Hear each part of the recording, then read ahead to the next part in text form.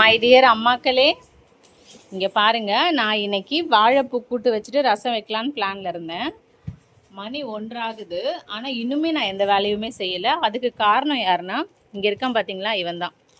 மூஞ்ச காமி, இவர் தான், இந்த சார் தான். அப்படி தான் பண்ணுவாராம். இங்கே பாருங்கள், வாங்கிட்டு வந்த காய்கறியெல்லாம் இப்படி இறச்சி விட்டுட்டு இவனுங்க 2 பேரும் அடிச்சுக்கிட்டானுங்க. இவனுங்களை சமாதானம் படுத்துறதுக்கே மணி 1 ஆயிடுச்சு.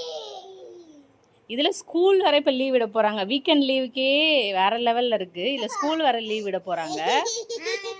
டியர் அம்மாக்களே, 2 மாதம் நம்மளை வச்சு செய்வாங்க. எல்லாம் ரெடியாக இருங்க. அந்த டைமில் நம்ம என்ன பண்ணோன்னா, நம்ம சமைக்கும் போது இந்த கஞ்சி தண்ணி இப்படி வடித்து இதில் கொஞ்சம் உப்பு போட்டு குடிச்சிட்டே இருங்க.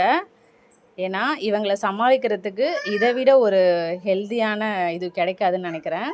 நம்ம உடம்புல தெம்பு வேணும் இல்லையா, அதனால் நம்ம சாதம் வடிக்கும் போது அந்த கஞ்சியில் உப்பு போட்டு குடிச்சிட்டே இருங்க. அப்போ தான் இவங்களை நம்ம சமாளிக்க முடியும். தேங்க்யூ.